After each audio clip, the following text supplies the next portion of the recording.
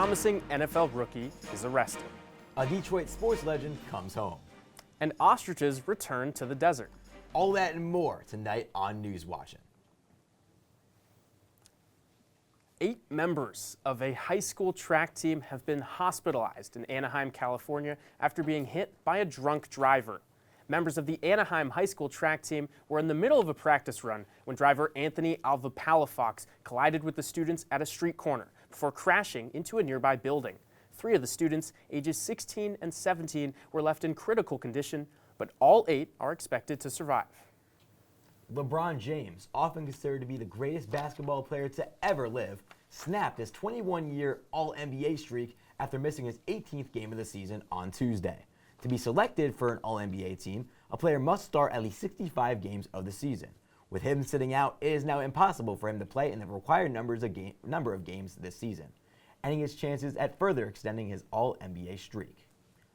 For the first time since 2017, Justin Verlander will be playing for the Detroit Tigers once again.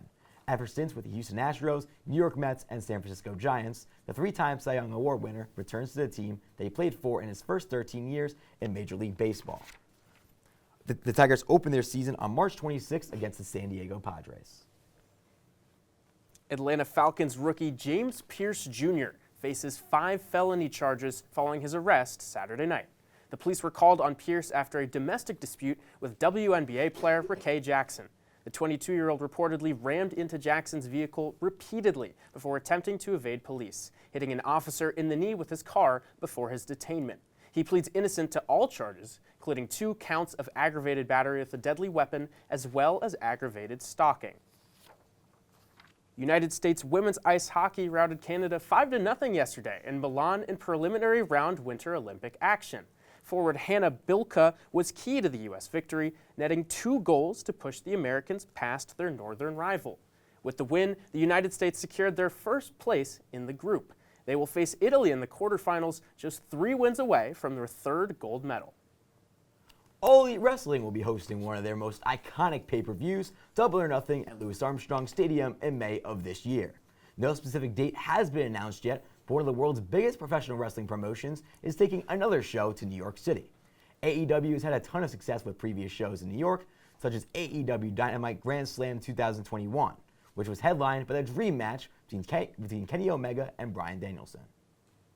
In a massive step for rewilding, ostriches have made their way back to the Saudi desert after a 100-year hiatus.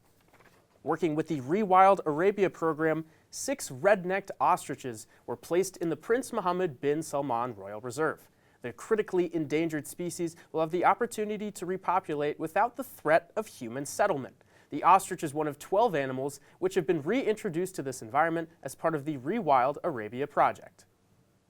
After dominating the New England Patriots in the Super Bowl, what better way for Seattle Seahawks quarterback Sam Darnold and Super Bowl MVP Kenneth Walker to celebrate than at Disneyland?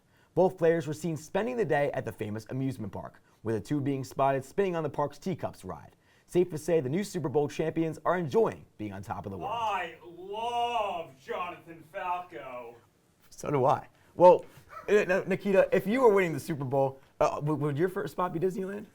You know, to be honest, Jonathan, probably not. I'm not really much of an amusement park guy. But I will say, those guys can do whatever they want after that performance. Yeah, I completely agree, but I would be right to Disneyland as soon as I hosted the Lombardi Trophy. Well, coming up on News Watching, a Spanish figure skater wears a Minion costume. The Supersonics could be making a return to the NBA.